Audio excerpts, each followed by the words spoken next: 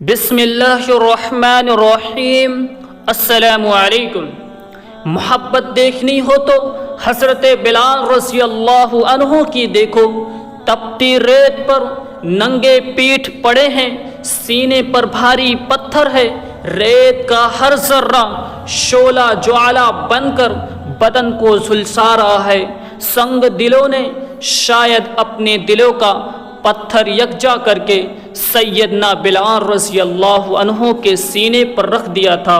آگ برستا سورج بھی اپنی پوری توجہ بلال کی طرف کیے ہوئے تھا۔ جسم کا بیرون و اندرون عذاب میں مبتلا، مگر روح کی شادابی و اطمینان کا کیا کہنا۔ ریت کی گرمی ایمانی حرارت کے آگے ہینچ تھی، آتش بار دھوپ انوار توحید کے آگے ماتھ پڑ رہی تھی۔ ستمگروں نے کہا کہ محمد کو چھوڑ دو، تو جواب میں سوکھا حلق اور خشک زبان لے کر مگر پورے زور سے احد احد کا نعرہ مستعانہ لگایا، زبان حال سے گویا ہوئے کہ تم محمد کی بات کرتے ہو۔ باخدا خاک پائے محمد سے بھی دست برداری منظور نہیں۔ میرا لہو پانی کے ان قطروں کے آگے بھی ہینچ ہے جو وضو میں سرور کائنات محمد صلی اللہ علیہ وسلم کے جسد اطہر سے ہو کر گزرتا ہے۔ بلال عزم و ایثار کا استعارہ کہ جس کی خشک زبان سے نکلے تائی کے گیت، پہلے تو کائنات کی وسعتوں میں رقصہ ہوئے، پھر در استجابت کھلا تو جنت میں ایک خوبصورت محل کی صورت اختیار کر گئے۔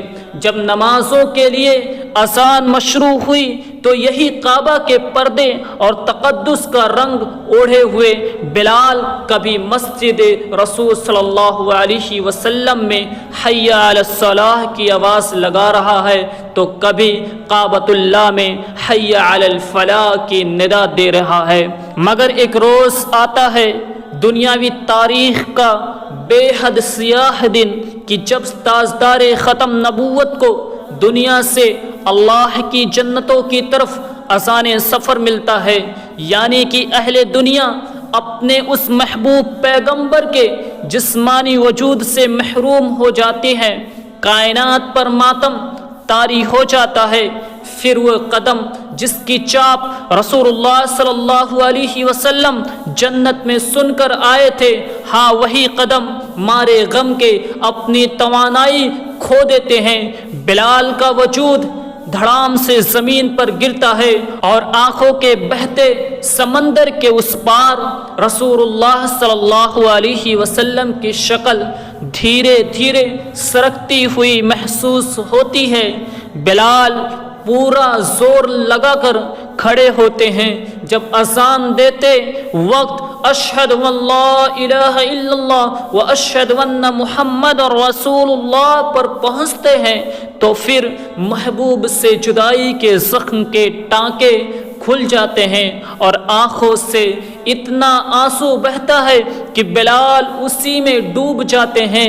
بڑی مشکل سے اپنے آزاد کرنے والے مالک اور خلیفہ رسول ابو بکر صدیق رضی اللہ عنہ کے دربار میں پہنچ کر عرض کرتے ہیں، اے میرے محبوب کے جانشین، کیا جہاد فی سبیل اللہ مومن کا سب سے افضل عمل نہیں ہے؟ ابو بکر صدیق رضی اللہ عنہ سراپائے استعجاب ہو کر پوچھتے ہیں، بلال صاف صاف کہو، آخر تمہارا منشا کیا ہے؟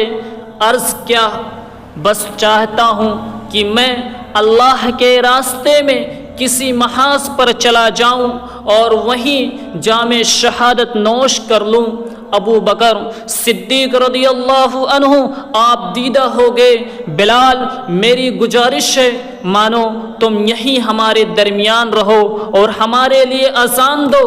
بلال رضی اللہ عنہ نے سرد لہجے میں کہا کہ اگر آپ نے تپتی ریت اور بھاری پتھر کے عذاب سے مجھے اپنے لیے آزاد کیا تھا تو میں آپ کے لیے حاضر ہوں، اور اگر اللہ کے لیے کیا تھا تو اللہ کے لیے مجھے چھوڑ دیں۔ میں اشہد ان محمد رسول اللہ کہتے وقت آخر کس کی صورت دیکھوں؟ میرے سامنے سے جب سے وہ صورت ہٹی ہے لگتا ہے کہ کسی نے میرے اندرون میں سور اسرافیل پھونک دیا ہو۔